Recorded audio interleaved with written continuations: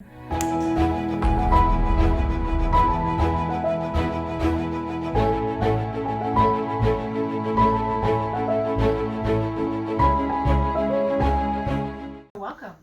Thank you so much for having me. Okay, Brother Will, can you tell us a little bit about yourself? And we'll start with just kind of like your family. Where did you grow up? What was all that like? For sure. So yeah, my name is Will Saleh, another name in a different time. I come from a family of no religion whatsoever, very, I guess you could say, anti-religion. 3 brothers and sisters, and then my mom and dad. And yeah, that's kind of how life began.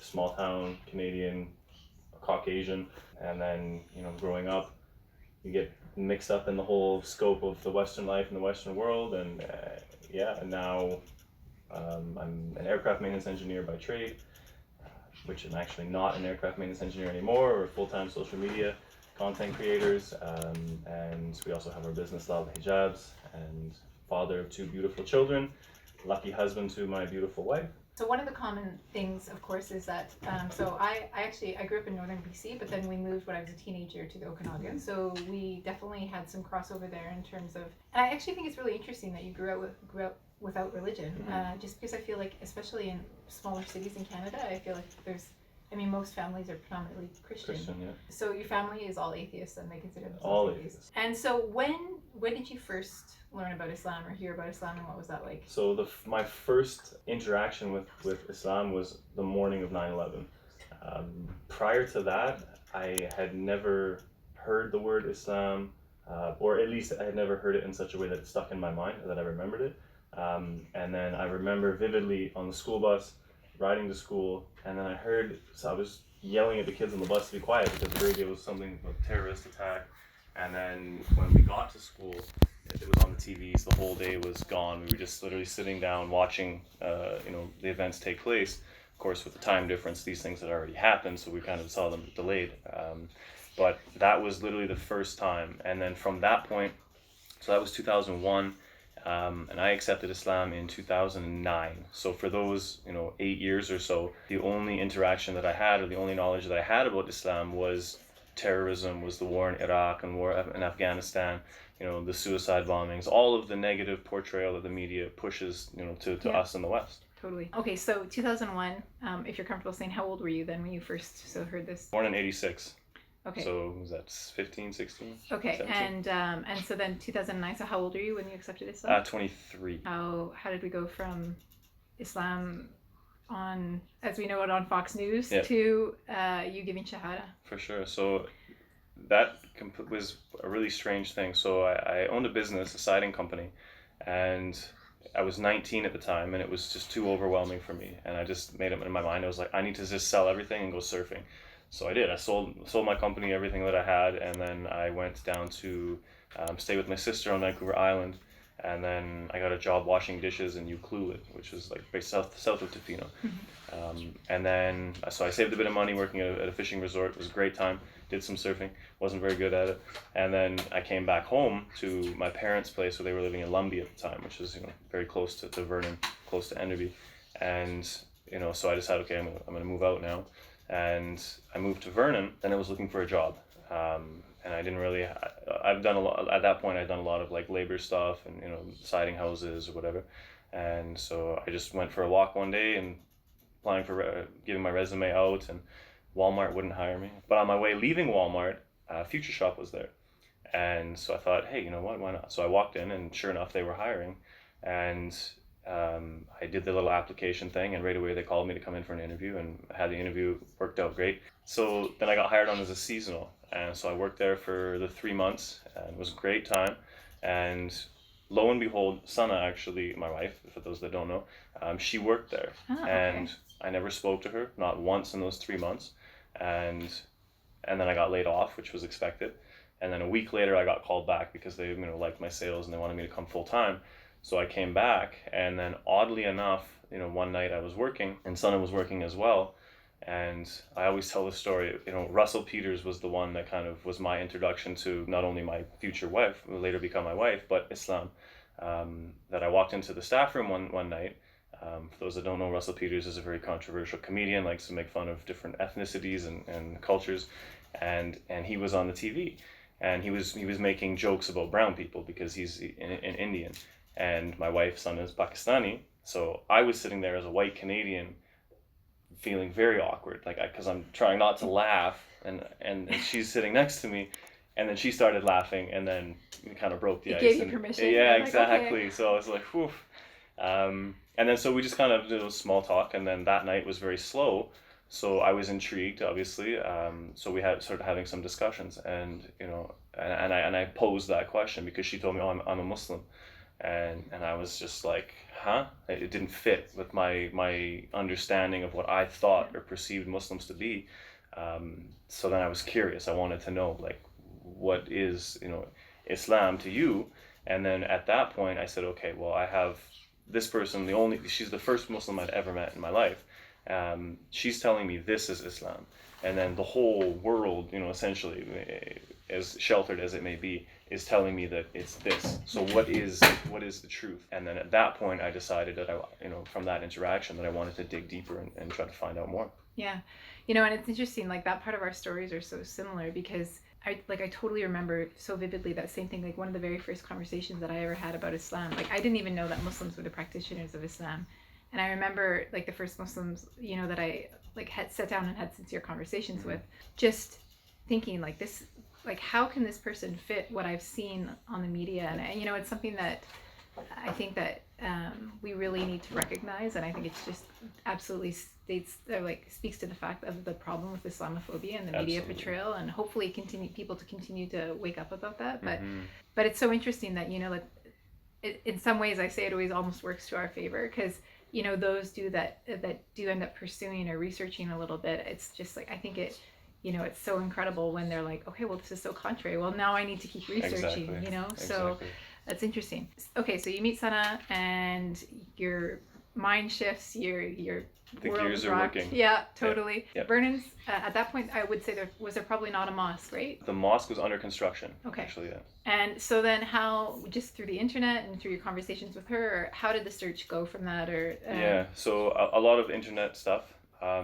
She had given me a lecture by Khalid Yassin. I'm not sure if you're familiar with him, but very powerful, very moving speech called "The Purpose of Life." And I watched that so many times, and it just, because he's a convert himself, grew up in I think 5 or 6 different Christian foster homes, and he literally was every type of Christian, which didn't resonate with me. But the fact that he was just like me from the West and grew up and found this path, and then speaks so passionately about it. It really, speaking about the purpose of life, it really made me question, like, what is the purpose of life? Why are we here? Is there no purpose? Is that because I never even thought about that much growing up? You're too preoccupied with, your friends or partying or whatever you're doing, that you really lose sight of that, just even that simple thing, like, why am I here? Yeah. So after spending a little bit of time researching, Sana's dad, who she got me into contact with because she felt that he would be more suitable to help me if I had questions or whatever, he called me and said that there was a Jamaat from England here, so I thought, what better time than to go, and I went, and it was an August evening, and it was almost surreal. That they were staying at a farm. One of the brothers had a farm there, and it was just before Maghrib time. And one of the brothers called the adhan, and I started to cry. And when I'm not an emotional person like that, like at all, especially in front of a bunch of men, like I would never ever do that. But it was just something about it. I didn't know what it meant. I didn't know what the translation was or anything. But it just impacted me. Something touched my heart. And then I watched them pray Salat al-Maghrib, and it was it was so beautiful, with the sun setting in the mountains, and it was nice and warm. And then I watched them pray. And growing up the way that I did, in the environment that I did, you don't find peace, right? And it's always, even from my graduation class in Enderby, which was so small, so many of those people have died, even some of them before they graduated, because of drugs, because of alcohol, because of all these preventable things, so that when they called the Adhan, when they prayed their salah, I saw the peace that came over these people during their salah. And there was a hafiz of Quran leading the salah. He was like 18, 17, he was a very young guy, And I thought, this is strange, because behind him you have all these grown men, Yeah. big beards, gray beards, and this kid is leading them in prayer.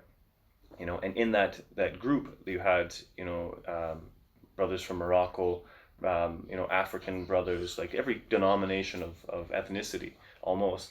And, and then when I saw that, the peace and the unity of the people, I thought, this is what I want. This is what have always kind of wanted, because, as a kid we moved around quite a bit. Yeah. So I never had, like, people like, oh, we've been friends since we were in grade 2 or whatever, right? I never had that. So I never had that, like, constant kind of bond with people. But seeing that, it was like, that's what I want. And then, I remember we were sitting there. So many of the community was there just, to learn and partake in what was going on. And they said, "Do you have any more questions?" And I was like, yeah, I got a million questions. Mm-hmm. But, and I remember I had heard somewhere that even if you don't understand, believe.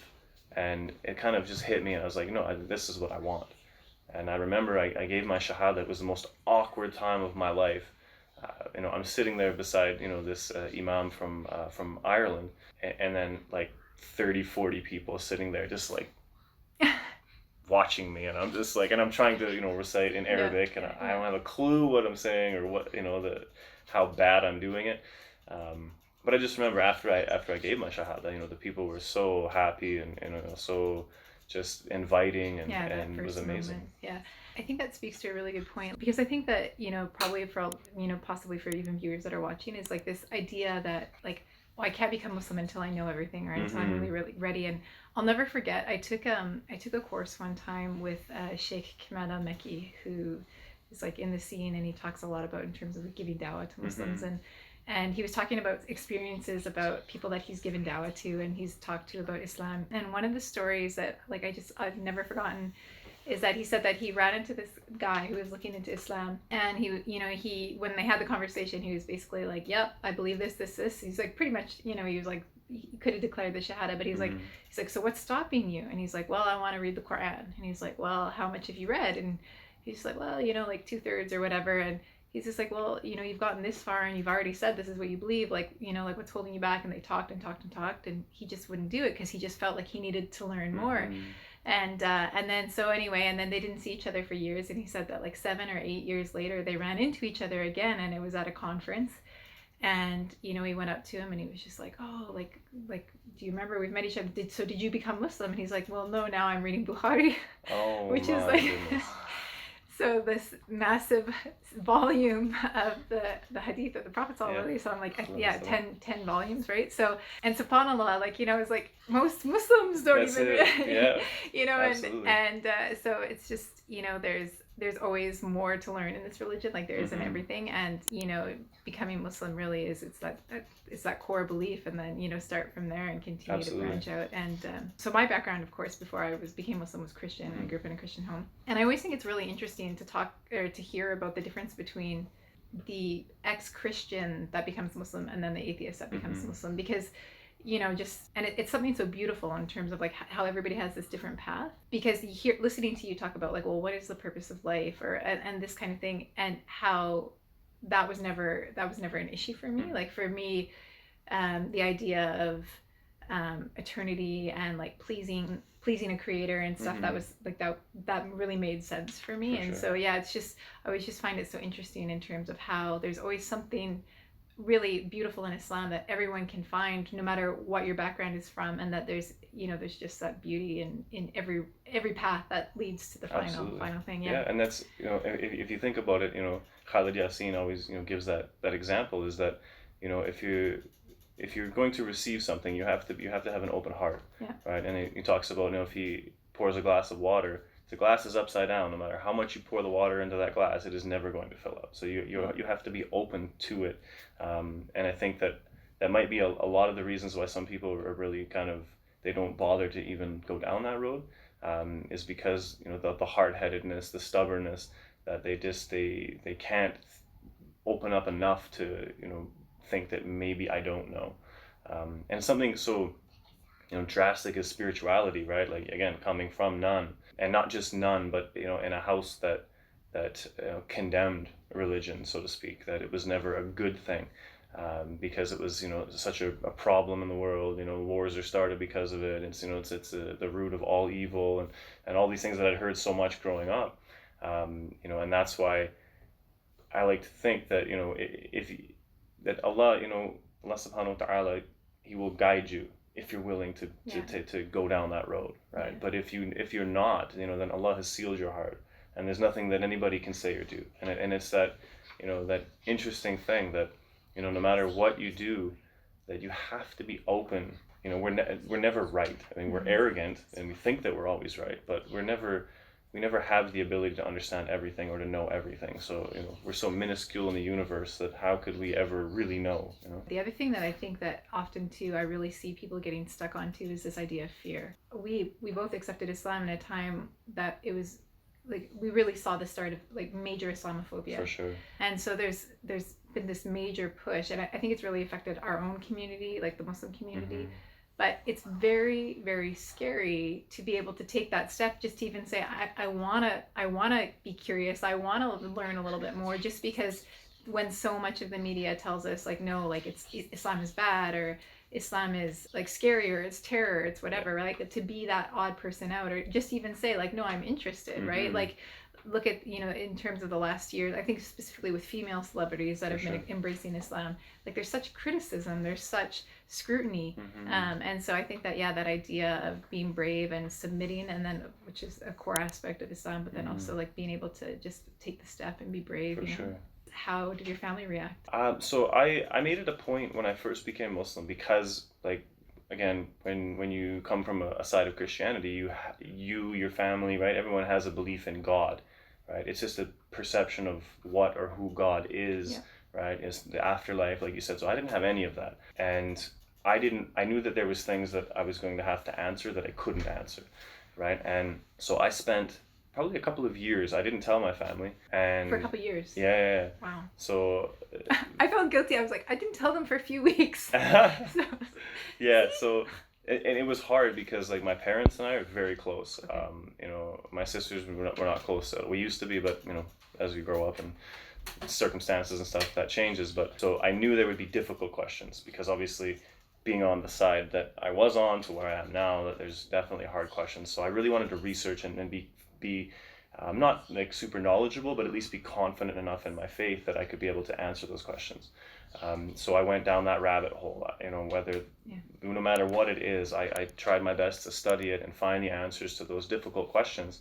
And then when I did become kind of comfortable enough, I was like, okay, so if I just tell them straight up, what's that going to look like, right? It could look like an argument, it could look like this, it could look like that. What if I just put things in place so that they'll just come to that assumption on their own? So I thought, well, this sounds like maybe a good idea. So I did. When they would come over, I would have like my prayer mat on the floor. They never really questioned it, which I thought was odd. And then, like books or whatever, right? Yeah. And then when I did tell them, I remember my mom's words. She's like, yeah, what do you think, we're stupid? I was like, well, thanks for bringing it up or whatever. So,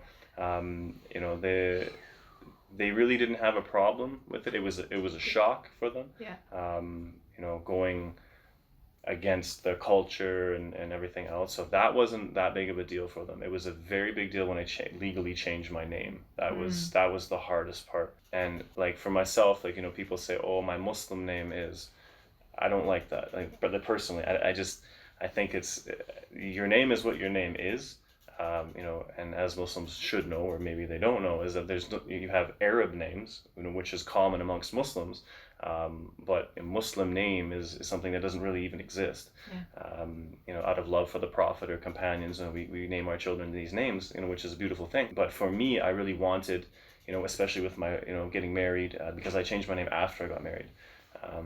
And I see my wife, wearing hijab, and she is an embodiment of, you look at her, she's a Muslim, right? You look at me, they're like, that's just a white dude with a beard, you know what I mean? So then I decided, when Amina was born, our first daughter was born, at the hospital, they're like, her bracelet said, baby, and then my wife's maiden name. And I was like, well, that doesn't even have any correlation to me.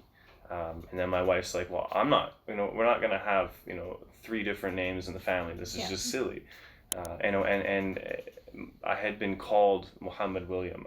I spent time with a Jamaat from South Africa that I had. It was an amazing experience. We came to Toronto, across the country, and there was a doctor, a 65-year-old doctor, and I remember this so vividly. And they were in Kelowna at the time, and I came to the masjid, and the brother introduced me. He said, "This is Brother William," and he looked at me and he said, "No," he said, "I don't see William when I look at you. He said, I see Muhammad." And so that at that point, everyone started calling me Muhammad William. And so whenever we would go across the country and give speeches and lectures, whatever, everyone was at Muhammad William, Muhammad William. And then so that my reputation, because spending time with those brothers and all over the BC, giving lectures and stuff in the masjid, that everyone just knew me as that. So then when came time to change my name, I was like, well, I guess that just works because that's what it is. And then I changed my last name to Saleh, which is something that's important to me. I chose that because of what it embodies. That it embodies what my parents always wanted out of their children, to be pious, to be righteous, to be good. Unfortunately, they didn't see it as clearly as that. It was more like you're disassociating yourself. I'm the last in my family lineage to carry on my family name. So I didn't like rock the boat. I basically just dumped it on its side and just sunk it. But for me it was important. Now my wife and I, my children, we all have the same family name, and it's a common unity amongst all of us. So that was the hard part. But with time they kind of got over it. So it wasn't. It's a beautiful story towards that, because actually, so the most asked question I would say probably that I get asked is, why have I not changed my name? Why have I not taken a Muslim name? Name? And it's quite hilarious actually. The amount of suggestions I get when I converted. Actually, the sheikh that was there, the imam that was kind of helping, he was like, actually, I wouldn't encourage you to take a Muslim name, just in terms of, because it's a great opportunity for you to show other people that Caucasian white people can be Muslim, right? Like, start that conversation. Absolutely. But the other thing is that because my family really struggled with the idea initially when I became Muslim, and for me, I didn't want them to also feel like I completely disassociated from them, and so that was really important for me, and that was always something that I was very mindful of. And my husband's side of the family, they really they wanted me to take a Muslim name. They do use one with me, but I don't share it publicly, because it's not typically who I like when I think of myself. It's not the name that I associate myself with, and I'm happy to have that name. It doesn't have a bad meaning, and to be able, so my family still felt that connection. For sure. That's so interesting, because like myself, when I think of what my name used to be, which was Billy, okay, I'm so disassociated from that. Like, it doesn't feel like who I am. Yeah. Which is hilarious, because my mom still calls me that, and because like when you hear the name Muhammad William Saleh, it's like, what? How does that even? And so it's so funny when we moved to Toronto and I went to work at Bombardier, because there's so many like Pakistanis, Indians and stuff that work there, and it just like, as soon as they hear the name, they're like, where is he? They're like, he's Muhammad. Is he? No. What? He's there. He's the white guy. Yeah. It just totally blows their mind. So yeah. Did you experience racism, Islamophobia, stereotypes, all those kinds of things? So. Or even I'm curious in terms of travel, when they're like. Travel. Yeah. Travel for sure. Yeah. I don't know what it is about the name Muhammad William Saleh. That maybe it's like you've been randomly selected. Yeah, in terms of discrimination or hatred, I think most of the people who discriminate and hate on anyone really are those people who like to pick soft targets. Whether it be, usually it's women, hijabi women especially. They're cowards. They're not brave enough to come up and say something to someone that they think that, well, maybe this person might take it the wrong way, and it's going to come back on me very badly. So I think that, and that's one of the reasons why, I did change my name. Like I said, is that I want people to know that I'm a Muslim, and whatever I can do. And I remember when I came back from Pakistan, I was gone for 4 months. I came back and I was in a very rigid mindset at that time, and way back in the beginning, which I'm thankful for now, because it helped me to progress to where I am today. But I was wearing traditional Pakistani clothes, going to the superstore. Wearing a turban, going to the superstore, and then you see people were like, "What?" But nobody, not one time did anybody ever say anything to me. But then you see like people in hijab, even where there's so many hijabis, people will still say things to them, or I think it's just a matter. And that's absolutely been my experience. Actually, is that I will. Even actually in Turkey, is that if anybody says something to me, it's always when my husband's not there, and I'm just like, really like, and the irony of all of that, right, is that like you always hear these comments, these stereotypes about like Islam being like patriarchal, right, or like this idea of misogyny and stuff. But it's just like, well, that's really interesting, because anytime I'm outside, the only time that you're willing to like right. be offensive towards me is so like we don't need a man. We don't need a protector. We don't need someone that's going to be there to stand up for us. Yeah, it's just so interesting. I think it should prove that stereotype that the people who do that are cowards. That they feel so low about their own self and their own life that they value hurting other people, but they're not brave enough to do it to someone who might fight back. So yeah, absolutely. Okay, so we're gonna finish with a couple kind of fun, very quick questions, or I guess very quick. Unless I talk, then it's gonna be like less winded questions, I guess. Okay. Do you have a favorite verse of Quran or a favorite hadith? I do. Favorite verse of the Quran, to me sums it up is, oh man, there's so many. I love La ikraha fi din. There is no compulsion in this way of life. That this is yours to accept. You can take it or leave it. And it's a general verse of the Quran. I know a lot of people, they like to say it's specific to a particular thing, but the scholars that I know, my best friend is a mufti sheikh. It's such a general, beautiful verse of the Quran that this is for you if you want it. If you don't want it, lakum dinukum waliya din, you can go the other way. And hadith of the Prophet sallallahu alaihi wasallam. It's a bit long, but I'll try to summarize. So to paraphrase, probably badly, it's a common narration that people hear when the man came to the masjid of the Prophet sallallahu alaihi wasallam and began to urinate in the masjid. And the Sahaba all jumped up, they were going to attack the guy. And the Prophet ﷺ told him, sit down. And he went himself and he cleaned, where this person had urinated. And due to and he told the man, he said, that this is where we pray, this is what we do here. And due to that character, he accepted Islam. But you hear that part, but you don't hear the rest of the narration, which I find is the most beautiful part. The Prophet basically took the man and he went outside and he told the people, he said that, the likeness of you and this person is like a group of people who are trying to catch a horse to put it in its stable, right? And they're chasing the horse, and the horse is just going further and further and further away. He said, but the likeness of me and this person is like its owner who walks up to it with a handful of grain, and the horse just follows him back, to where he's supposed to go. That is such a beautiful advice, that if you want to show people this beautiful religion, you can't be those people who are so harsh and drastic and chase them away. Rather, you have to literally just to show them what is beautiful, and they'll come with you. Yeah, so. Absolutely. The way of the Prophet, peace be upon him. Country you most want to visit?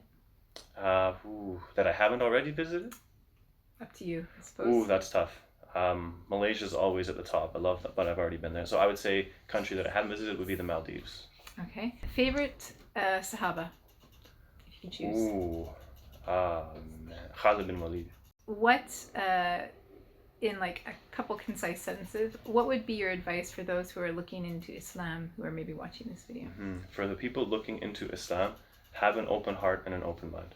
It's very simple that, when you have an open heart and an open mind, and don't look to the Muslims, that's probably my biggest advice, is that if you want to learn Islam, read the Quran, listen to legitimate scholars that are preaching. I would advise anyone, never follow the advices of people who are yelling and screaming on YouTube, because that is not the way of the Prophet ﷺ. That when people like Mufti Menk, for example, a beautiful place to for new Muslims or people who are wanting to learn something about Islam. Beautiful conduct, beautiful character, very eloquent, very funny. Yeah. You listen to him and it's like the information is just overwhelming at times, but it's so beautiful and concise. But the biggest thing, have an open heart and an open mind. Okay, and lastly, so it's interesting, we always think about these conversations with converts and these kinds of videos as being watched by converts, but actually lots of Muslims are often the ones that are watching them. So advice to Muslims who are watching, particularly Muslims who often have this feeling like, well, I wish I had faith like a convert, or I wish I was be able to live my Islam like they live their Islam. Allah is the knower of hearts, and so don't feel that way. That's not the way it is. But what would you say to them? So over my years of being a Muslim, which is I think about 13 years now, 12 or 13 years, I've seen so much division amongst Muslims. whether that's, this group hates this group or this group and this group. So the advice to Muslims in general is the verse of the Quran where Allah says, hold firmly to the rope of Allah and do not become disunited. So we hear that, and people have many, like the scholars have differed on what the rope of Allah actually is. To me, when I hear the tafsir of Abdullah ibn Masud radiallahu anh, and he said that the rope of Allah, it is the unity of the Muslims. So Allah is telling us that hold firmly to the unity of the Muslims and do not become disunited amongst yourselves. And when you have that mindset that, first and foremost, I can always be right, but I can always be wrong. And you look at the giant scholars of the past, they differed so heavily on so many issues to the point where, they would even, it would be like astronomical differences, but still they respected each other because they could find their proofs and evidences for what they believed. So that would be, for me, it would be the number one thing, because I've seen so much division, so much hatred, and then you see we just end up killing each other, in certain countries, right? Whether that's, civil war, conflict, whatever, that, the world wants the Muslims to fall, to crumble. And we see this, all over the world, with that, whether that's, war, invasions, overthrowing governments. But it's the age-old saying that, that united we stand and divided we fall, and that together we are strong. There is nothing and no one that can stop us except us. And that's what we continuously do to our own selves, is we divide and we let other people conquer our hearts, conquer our minds. And that's not just, whether that's land, but, conquering the hearts and minds of people, because they see the division of the Muslims themselves, and think, this is crazy. I don't want anything to do with this, right? So that would definitely be unity. It's such a key point for in the Quran and in the Sunnah of the Prophet sallallahu alaihi wasallam, is to remain united and not become divided. So that would be it. So thank you guys for tuning in. Assalamu alaikum rahmatullah. I hope you like and subscribe so you don't miss any of the conversations with converts that we have.